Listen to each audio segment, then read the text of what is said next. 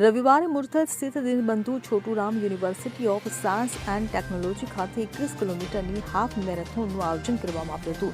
ધારાસભ્ય નિખિલ મદન અને DC doctor Manoj કુમારે આ મેરેથોનને લીલી ઝંડી આપી હતી. આ કાર્યક્રમનો મુખ્ય ઉદ્દેશ્ય ડ્રગ્સના વ્યસન સામે જાગૃતિ ફેલાવવાનો હતો. હાફ મેરેથોનમાં યુવાનો અને મહિલાઓએ ઉત્સાહપૂર્વક ભાગ લીધો હતો. સહભાગીઓ ડ્રગ ફ્રી હરિયાણા થીમ હેઠળ દોડ્યા અને સમાજમાં ડ્રગ નાબૂદીના સંદેશને વધુ મજબૂત બનાવ્યો.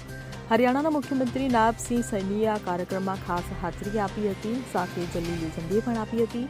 તેમની સાથે કેબિનેટ મંત્રી અરવિંદ શર્મા, પ્રદેશ પ્રમુખ મોહનલાલ, ધારાસભ્ય નિખિલ મદન અને દેવેન્દ્ર કાદિયન પણ હાજર હતા. આ પ્રસંગે મુખ્યમંત્રીએ કહ્યું કે હરિયાણા સરકાર વ્યસન મુક્તિ માટે ગંભીર છે અને આવી ઘટનાઓ સમાજમાં સકારાત્મક સંદેશ આપે છે. તેમણે યુવાનોને રમતગમત અને સ્વાસ્થ્ય પર ધ્યાન કેન્દ્રિત કરવા અને વ્યસનથી દૂર રહેવા હાકલ કરી. Bureau report CN24 news. હવે જુઓ દેશ દુનિયાની તમામ ખબરો તમારી આંગળીના ટેરવે. ઉઠાવો મોબાઈલ અને Google Play Store પરથી ડાઉનલોડ કરો અમારી CN24 ન્યૂઝ મોબાઈલ એપ.